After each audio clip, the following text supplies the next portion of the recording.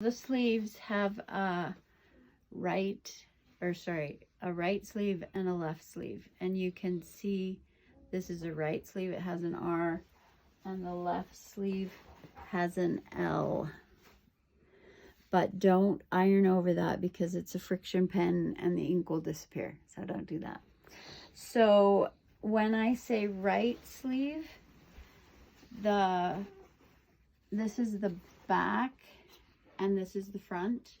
This is the right sleeve. Then there's a middle piece, and I've pinned a pin to indicate that it's the right side of the fabric because there's two that's the same. It'll get confusing. And then this is the armhole for the left sleeve. Now I've made marks in the pattern. If you can come a little closer, there's a triangle that's to match the front seam of the sleeve. The slit is for the center seam, and the two notches is for the back seam of the sleeve. And I'll send you a picture of that. But what I've just discovered, and I would highly recommend, is putting a gather stitch under the arm just before the front seam, across the center seam, and just a little bit behind the back seam. And then I'm easing, see, you'll have to like stretch it a little to get the top of the sleeve, which is really kind of the collarbone area. And then you'll see that it overlaps a little bit, but with a 5/8 seam, that should flatten out and become straight.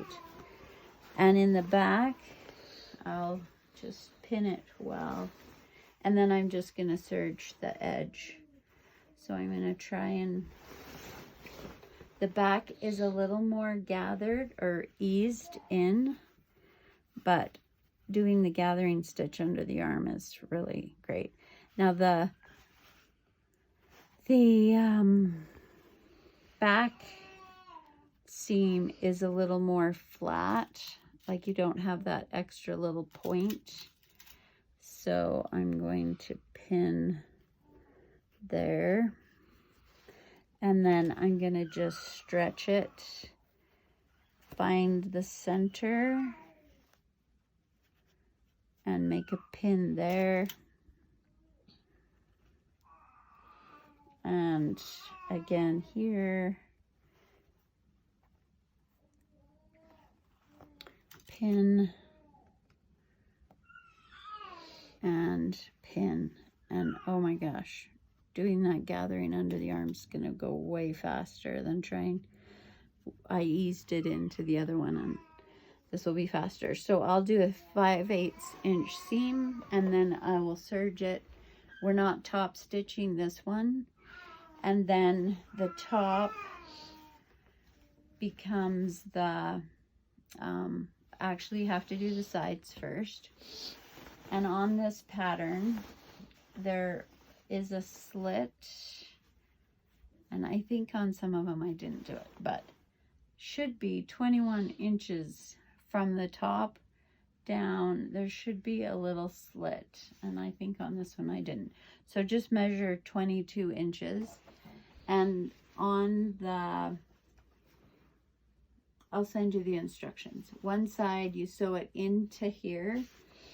So I am just folding like 1/4 of an inch-ish, 3/8 of an inch, and then over, and I'll sew the tie in on the right side. And then the left side, the tie is 22 inches down and 9 inches over, and it's just sewn, and you'll be able to see that with the 13-inch pieces are the back tie. The top, I start on the right hand side.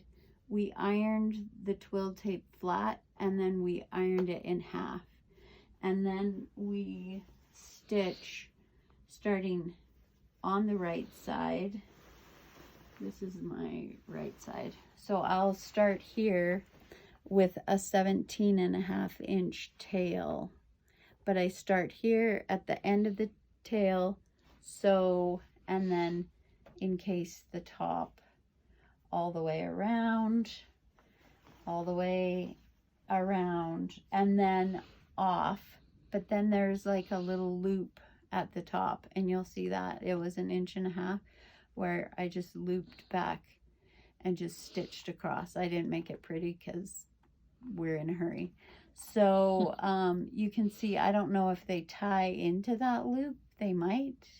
I don't know why it was there, but it was there. So that's what we did. So hopefully that helps.